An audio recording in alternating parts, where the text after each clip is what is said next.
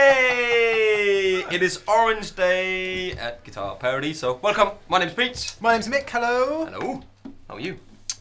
Good. Shirt. Good. One of the hottest days of the year. It is. It is very hot, finally. It suits our rouge faces. Oh, so I had a haircut, it was just too warm. Yeah, I had hot. to come off. Hot. For anyone outside of England, it's kind of unusual for it to be hot here. So, hence, Yeah. you know, people are talking about the weather a lot. Anyway, Yeah. we should stop talking about the weather. Brexit, weather, just don't talk about it. Yeah, don't talk about any of that stuff. Doesn't it? Much Move better on. to talk about these Right. lovely guitars, which from the outset look kind of similar. Very similar, but not Yeah. similar. Yeah, so it's all really about talking about the Gretsch Players Edition guitars. Gretsch obviously been around since 1950s in electric guitar form.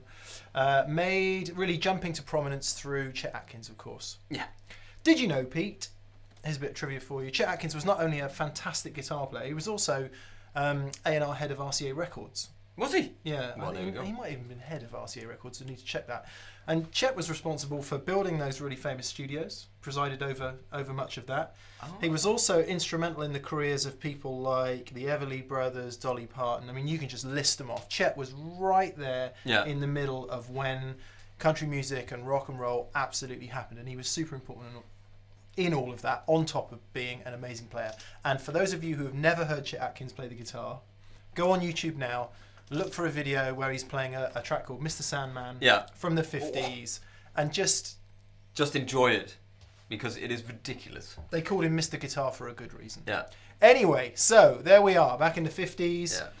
Chet's becoming a star, wants a nice guitar to play. Long story short, hooks up with Gretsch, makes that. Yeah. And my God, this is one of the guitars I always wanted to have. And there's just something about it. It's so cool. 6120, it's the 6120 Nashville it's called. I'm not sure if it was called that then. Anyway, you'd have to check the history. Yeah. Chet Atkins model anyway. It was a signature Yeah. guitar, as it says here on the... And it was his shape, Pick wasn't it? Basically. Was that? As far as I could read myself, that it was his shape developed with him. Yeah, I mean the whole Yeah. guitar was developed Yeah, with him. Exactly. And it changed, as we'll go on to discuss. And if you want like specific details on that, go on the Gretsch website, go on Wikipedia. Far more detail than we can cover here. Yeah. So basically, what we want to do is show you the sort of the Pro edition versus the Play edition, isn't it? Yeah. So Yeah. fans of Gretsch guitars will know that if you want that kind of very traditional Gretsch sound, and they have changed over the years, Yeah. but it's the original specs and all of that which really makes those guitars so individual and idiosyncratic, and that's what the vintage fans really like. However, if you move forward from that, then you start plugging into high gain amps. Not that people haven't done this, by the way. And you start talking about some of the, shall we say, limitations of those strict vintage specs. You get to things like players saying, well, do you know what? It would be a little bit better if the body could be a bit thinner. Yeah. Because then it won't feed back so much at high volume. Yeah. Wouldn't it be great if instead of this being a floating bridge on the top, it could actually be pinned to the top of the guitar so it doesn't move around? Yeah. That's a mod that many Gretsch players do. Yeah. Wouldn't it be great if I had locking tuners so it's easy to put my strings on? Strap locks. Wouldn't it be great with the... Yeah. Yeah. With strap locks, these are the kind of shallowest where you can, you know, when you do that. And the bane of every Bigsby player's life, unless they're truly dedicated to the cause. Yeah. String through Bigsby. Yeah. Let's just take a moment to take that in. If you've ever tried to change strings on a Bigsby with the little pins in here, you know the frustration we're talking about. I'd almost rather change a Floyd Rose, and that's saying something. No, actually, when you know what you do, for people that are really used to it, there's probably people screaming at the screen going, no, it's not that hard, it's not that hard. But for those of us... There are tricks on there, there are tricks. Yeah, people using all kinds of things. Put the capper on here and just do one string at a time and leave it in. And much easier. Anyway. Thread the string through the... Yeah, exactly, put it up there. Lock it. Pull it through, lock it off. That's now probably 25 seconds for a string change rather than 25 days. 25 days in my case. So that's... Yeah. And also one more thing, bracing. Yeah, okay. So again, Gretsch bracing has changed over the years. The 59 type of bracing. Yeah. So there's a guy called Mike Lewis at Fender, right? Mike works for and has worked for Fender for a long time. And Mike has done all kinds of brilliant work at Fender. I think the first time I ever met him was probably in the late 90s, mid-late 90s, when he did the classic series guitars out of the Ensenada, Mexico factory. Oh, yeah. And he reimagined those Mexican Strats that were very vintage Antellis and P basses and J's that were vintage focused. And Mike's a real detail, and if you ever see pictures of Mike, he's like this super cool bloke.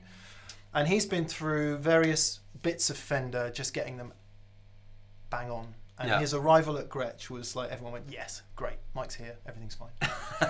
There's probably all kinds of people at Fender shaking their fists at the thing there. But Mike is a super cool guy. Yeah. And he presided over many of the more recent changes at Gretsch, one of which is the bracing. So Mike looked at 59, 6120 I think it was, analysed it, looked at the bracing inside and discovered that there was something called trestle bracing, which is basically, if you can imagine, so underneath here, going back to about here, back to the bridge, there are two separate thick braces underneath the top. We'll see if we can put a little picture up on the screen. Yeah, you can probably find a picture. Yeah. And at each end of those braces, they run parallel there. They're going down, look here, and that side, all the way down to here. Yeah, the pickups actually screw into them. Pickups screw into this bit where it sits on. Yeah. Yeah. And at each end there's a post where it kind of goes all the way to the back of the guitar.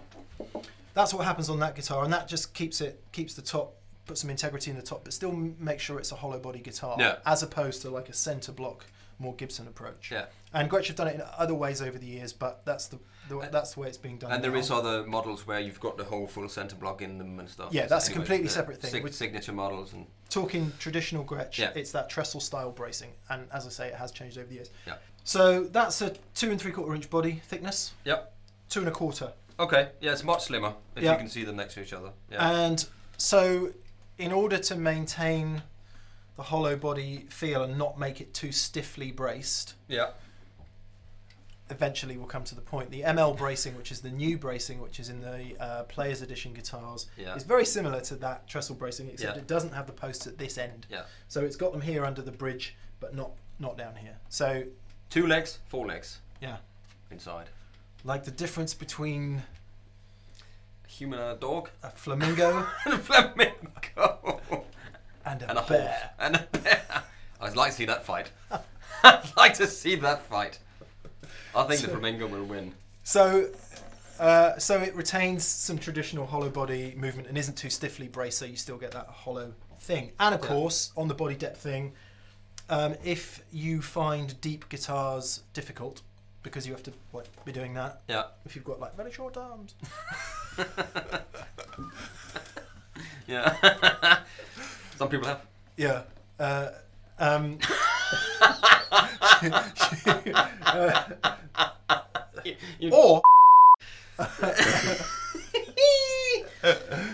Or indeed a very large belly, so the guitar sticks out there, and then the arm can't reach over. If you've got long arms. Yeah, so thinner body, lest we go on about it too much. So I think we've covered everything there. Thinner body, ML bracing, pinned rocking bridge, string through Bigsby, strap locks, locking tuners, and there's some other stuff that goes on in here. Gretsch has got some special caps that they call Squeezebox P10, which are presumably vintage style. A treble bleed, so it stays bright when you turn it down. Maybe we could do an that's nice. AB Yeah, of we'll that in do a an minute. AB. Yep. And a no-load tone pot, which means when it's up, it's out the circuit. Yeah. Well, there's clever stuff in there. Also, polyurethane. Yes. In this case, we talked about this because the specs change all the time. So we're like, is it that? Is it this? Is it that? But these are actually nitro. Yeah. Nitro. So even out of Japan, which we were like, we didn't understand. It gets slightly confusing with Gretsch because there are so many models and the names are a bit confusing. Essentially, most of the what is maybe still is called the professional collection is made in Japan, and there's only a very few guitars made in America. These are all made in Japan. Yeah. Traditionally, most of the Japanese guitars have been poly lacquer. Yeah. Poly finish, whereas they're just starting to do some nitro. Yeah. That's nitro. So this is new in the new Vintage Select series, which is kind of vintage correct. Thanks very much, Mike Lewis. Yeah. This is also in the Vintage Select series. But it's like the golden era thing, which is still the professional series. But this one is poly. So please check. Look at that! I love it. They're just gorgeous, man. I mean, anyway, so I think we should. Yes, we should stop talking and start playing. We've kind of explained what the difference are. Yeah. Links are below for pricing, so you can check that. There's not much in it. No. There's not much in it. But it's like the when we looked at the Fender postmodern Journeyman, the postmodern ones with all those new sort of features and stuff, but it still kind of gets that little thing that you want. So just little things that you check out, like the frets. And are the frets different on these? They're medium jumbo. Yeah, so that'd be the same. They're possibly thinner, but yeah, they look a bit thinner to me. So it is all the player. It is all the stuff that you might have changed during. If you've had a guitar like this, you might change the frets, you might change the pot, you might change that there. You might put another Bixby on it. You know, put your slap locks on. Maybe put this one has got the open gear. Geared tuners. They're nice. They're nice. They are beautiful, aren't they? The point of all this, of course, is that maple neck. You might associate, and quite rightly, you would associate Gretsch guitars with that kind of rock and rolly, picky, country thing. However, they've also been used right across the board in rock music. Oh yeah, man. Reverend Horton Heat, AC/DC, Brian Setzer, who is kind of hybrid of the two. Yeah. Billy Duffy from Billy the Cult. Duffy. He's the one who's got the. Yeah, so if you want to stick it in to a bit of a gainier amp and enjoy all of that. Bruno Mars, dare I say it? Okay. He uses the Penguin, I think it is. Something about green. I can't remember. But they just sit in rock music so beautifully well, and it might be that a slightly smaller body, or indeed a centre block, which is a different thing, would suit you better. Anyway, let's play. Let's play. Okay, so these switches has always been a little bit confusing to me. So, volume or vol volume. Master volume. Pickup selector, 1, 2, 3. Tone selector, volume per pickup. So there is no tone. There's no tone pot. Yeah, it's basically that. It's basically this. So what happens if I on the front pickup and I go G? That's that volume for that. So this is the tone.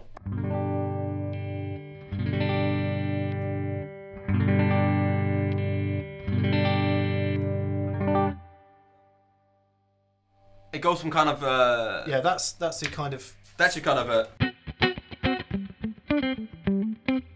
I would play some funky stuff with it. This is kind of a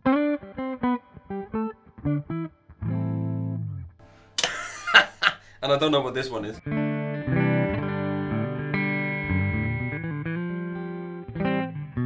Can't get away from that lick.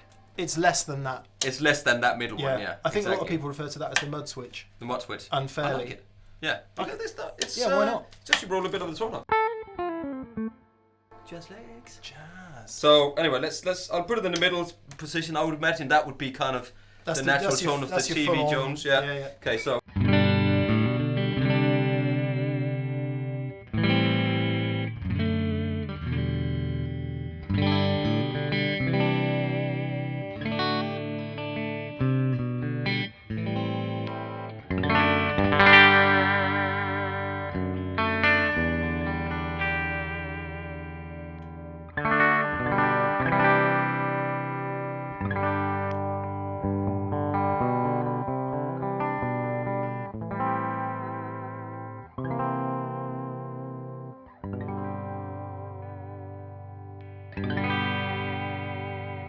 Anyway, endless possibilities. It's such a cool sound. It's such a cool sound, especially that.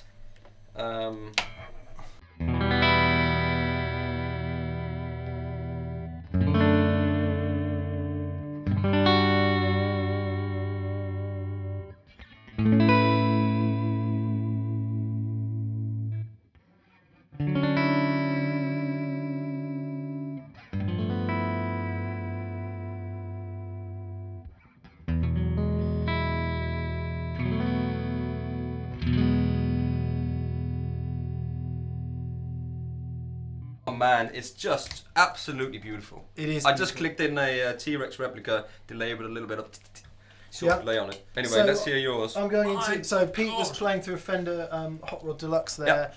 I'm going into a surprising choice of amp, Victory Sheriff 22, which you wouldn't associate with this kind of thing. However, rock me, right, baby. If we just turn everything up, something will happen. Yeah.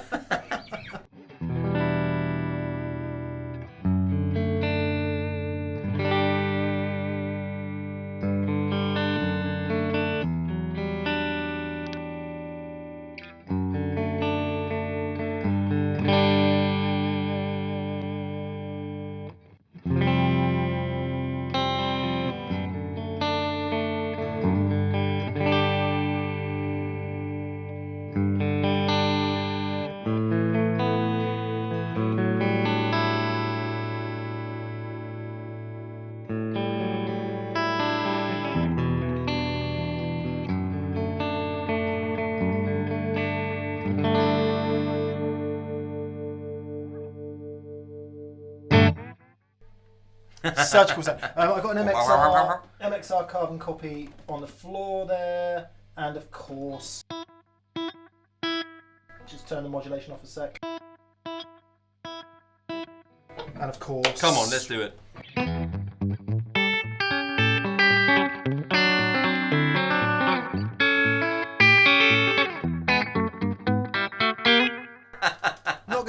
I'm not going to do any more of that because that's what Gretsch guitars are known best for, and if you want to see that, there are many, many, many more people on YouTube infinitely better than me or he at doing that. Or if just type in Chet Atkins. Do yourself that favour, type in Chet Atkins. Go and see it being done properly. It's absolutely ridiculous. I'm not going to try to go there at all. And you know that Gretsch guitars do that. So what I think we should move along to is the fact that Gretsch guitars also do this.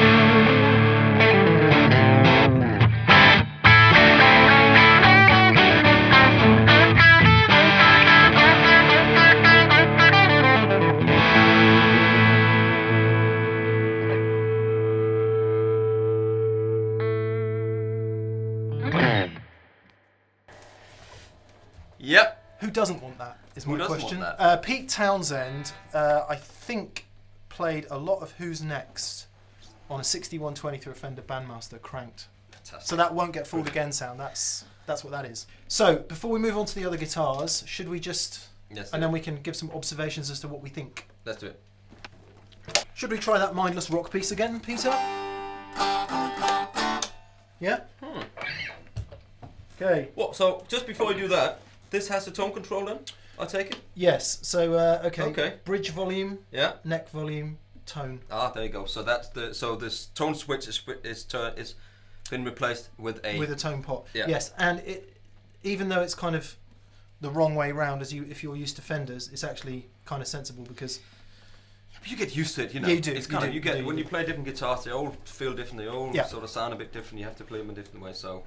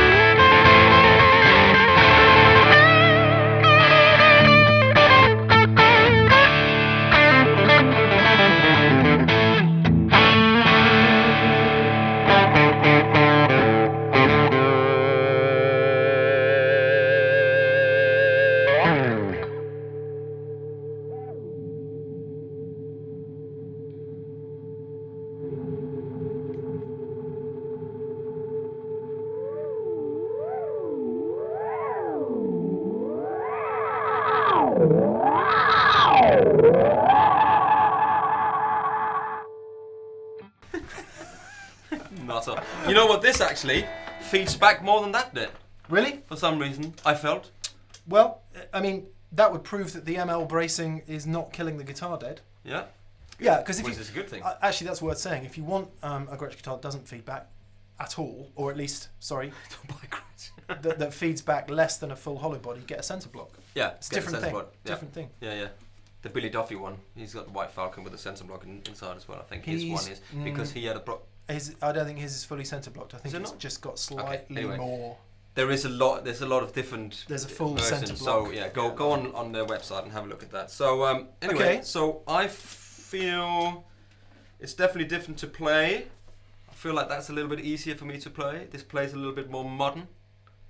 Might be the frets. The neck feels a little bit slimmer, but maybe not. That might just be my my imagination. Yeah. Because scale lengths are the same, I assume, on these two. So, other than it feeded back more, it was a little bit brighter in the tone. 0 fret on this one. Yeah. So I wonder if that sometimes 0 fret guitars can be a little bit slinkier to play because maybe it's quite tough doing a 0 fret. They come with 11s, by the way, so strings are 11, so they're strung pretty heavily or medium or something. Yeah, I mean I play quite a lot of these, and for me it feels when you're playing sort of more rock orientated chords and stuff, and if you're playing outside of vintage styles and hammering less, to me that just feels more solid, for want of a better word. Yeah, if you're banging it hard. Yeah. Not that this doesn't feel solid or sturdy, but that just feels kind of more so. It's a little bit like a vintage car and a modern car, in a way. That you love driving it around, but it might break if you drive it too hard. Yes, like the car I have. Don't pull this off, kids. Anyway, so because you mentioned Pete Townsend, so I thought that was a good way to go over to the next ones that we have here, because a guy who was inspired by Chet Atkins was George Harrison, and.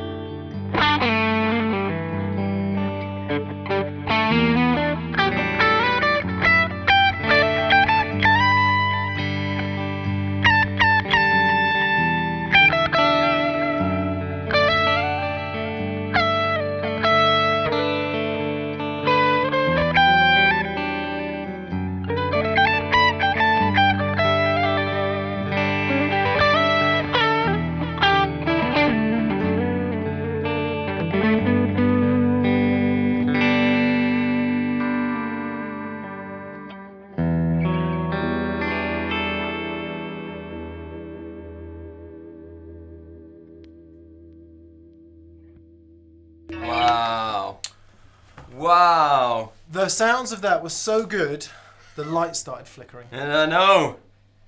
Sorry, if the light flickers, it's because it's very, very hot in here. Yeah. And that's what the lights do. I'm really sorry. No, anyway. We didn't sign up for this, man. The union said if it gets too hot, we gotta like flicker. So.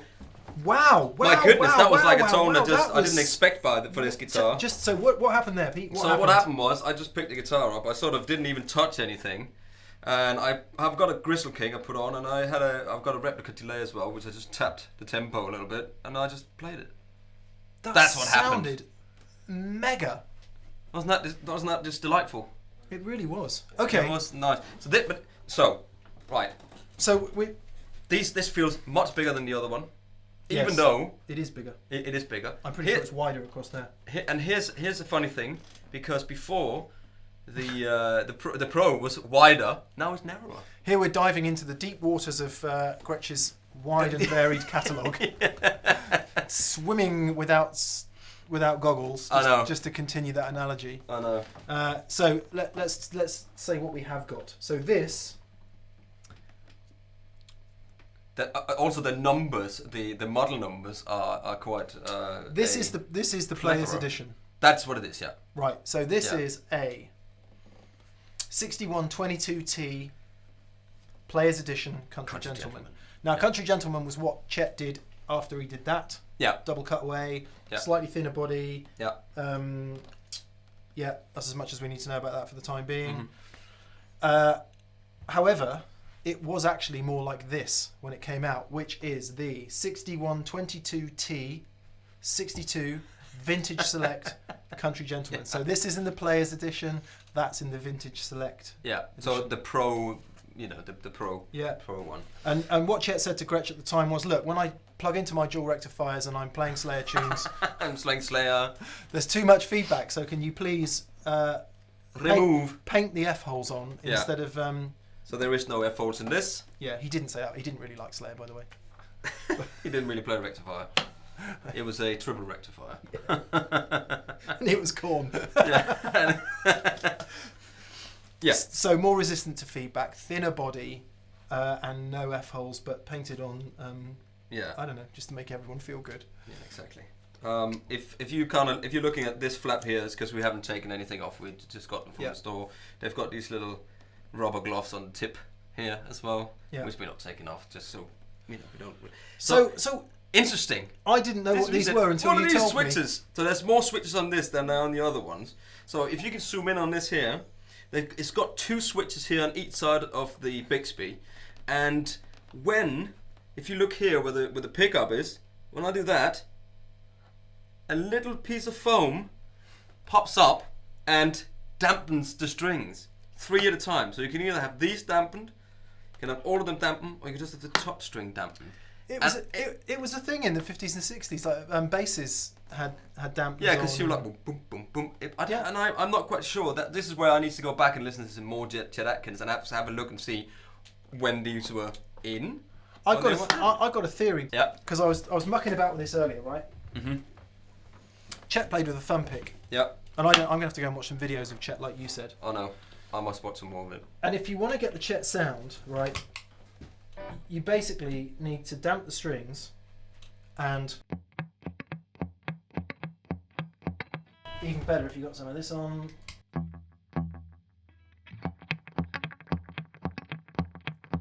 Right? Yeah. But in order to do that, right, I'm damping the strings there. My thumb pick is hitting the front pickup. Yeah. Now I don't know that that's the case. But so here you go. Yeah. Now you can put your hand back here because you don't need to damp them forward of the bridge. Come on. And it might be that that gets easier. Oh, it's got the plate on the back there. Have a look at that. Oh yeah. This is for when you need to sleep at night. When you're in your van and you don't have a pillow with you. It's to stop it getting scratched. One of the most bizarre additions to any guitar I've ever seen. Probably also dampens the resonance of the guitar quite a lot as well. Hang on. So, right. Here we go again then. String mutes off. I love that. It's great. It's really thumb proper. It's like you're driving a Land Rover Defender or something, and you put it in forward. Anyway. To get my thumb pick in the right place, I need to put my hand back behind the bridge. And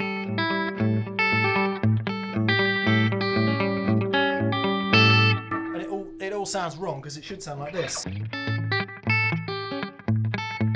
But you're hitting the pick. I'm fouling the bridge pickup with Hello. my thumb pick. So if we put the bridge mute on, hang on, wrong switch. If we put that's so cool. It's so mechanical. And it feels like, so right. Hello, hello, hello, hello. So now.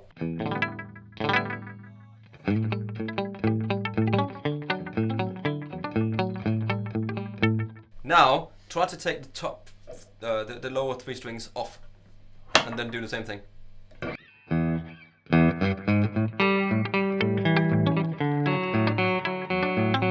Now do the other way around. And this is what I think.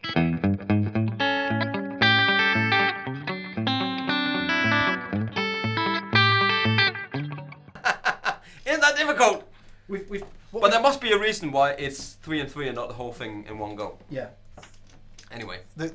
No doubt. Please put it in the links below because we don't know. The Gretsch pages will be full of explanations for this, and we'll completely. But anyway, that's a demonstration of what they are. Because this is a vintage, let's get this right, vintage select edition, 62 Country Gentleman. Because it's period correct, that's why it's got the string dampeners and the sleeping pad. Everything about this is basically like a replica of the original one. Look at that heel, man. I know, it's beautiful, isn't it? Yeah, but look how long it is. I know, it's massive. Look at that compared to this one. So maybe that's for when. Actually, I was going to make a joke about Chet Atkins sweep picking there. But there are videos of Chet sweep picking, where he's basically playing this amazing thing, and then he goes like, and it's a sweep pick. So I was about to say, then Chet's worried about his 8-finger tapping and his sweep picking. So but it's not a joke. He wants the neck further out so he can reach these. So he frets. can go for it. But SG yeah, style. I mean, if I sound a little disrespectful of Chet there, I absolutely don't mean to, because he's one of my ultimate guitar heroes. But yeah. So obviously, blooming great long heel. Yeah. Neck, kind of over there a bit more. Yeah. So you can get up here and Lovely, lovely, lovely guitar. And this one is the same spec as the other one we have, because the player edition are all the same specs. So nothing different with that. But except you weirdly, it's a thicker body than this one. See, that's I don't know why, but I can imagine that they would do all of these in the same body thickness. Yeah. The player edition, so I think that's kind of what that is, What's it say on the headstock? No, it's Country Gentleman. Yeah. Yeah. Chet Atkins Country Gentleman. And I'm sure he wouldn't have lock-in tuners and your and this stuff on there. So I think that kind of covers these guitars now, isn't it? Definitely, yeah. Just to try and put Player's Edition in context next to vintage style Gretsch, and as we said, Gretsch fans will know all of this. Yeah. This is for all of those of you who think I really like Gretsch guitars, but they're not cool. They're not really modern enough for me. Well, so you've probably got a preconception that they might have tuning stability issues, or they feed back a lot, or. Keith Scott from Bryan Adams' band, amazing guitar player. He's got his own signature Gretsch. He's such a great player. He plays the Gretsch, man. Yeah. I'm sure Bryan Adams played a Gretsch as well. I've seen him playing Gretsch. I like Bryan Adams. I like Keith Scott. And that's rock and roll right there. And of course, we didn't really talk about George Harrison, did we? We didn't talk about George Harrison, man. So if you go back to the early mid-60s, you'll see George with one of these a lot. Yeah. And he had the little one as well. And actually, there's one in the store at the moment. Both of these are in stock in the store for you guys to try out. And the links will be below. And they are amazing guitars. And, don't get fooled. Again. Because, Gretsch are trying to move their guitars into the 21st century, and they certainly have with these things. They're great, Prices and links are below. And this was Guitar Paradiso, a little overview on the Gretsch guitars. We're both overcome slightly by cool at the moment, aren't we? Because we're both doing those little. What happens when you play a guitar that you just instantly fallen in love with? You're going through all the what can I sell? How can I explain it to my wife? How am I going to get this guitar in the house? It's so beautiful. She's going to notice it. It's not like, oh, is that the white one? And you just go, yes. She's going to say, that's a nice guitar. Where did that come from? Yeah, exactly. Oh, it's just boring. And then you've got to go, I'm just going to pack now and Thanks very much. Let's sell one of the kids. Yeah. I think that's going to be my... yeah. Maybe get 2 guitars for a kid. One is enough, it's fine. Maybe send it to work. Get some money to pay for my guitars. Anyway, they are lovely guitars and you should really come try them out. And if you do want to buy a couple of children, I have a couple for sale on my Facebook page. So. I've only got internal organs, unfortunately. So. That actually might fetch you more. Yeah, my kidneys aren't worth much, but... The liver, though. Yeah. That's the bad one. My liver. You don't get it. I've invested in that, I can tell you. But the good thing about the liver is it heals itself. So now we're babbling on. Yes. This was Guitar Paradiso. My name was Pete. My name was Mick. And it was funny. And we'll see you next time on Andertons TV. See you next time. Bye-bye.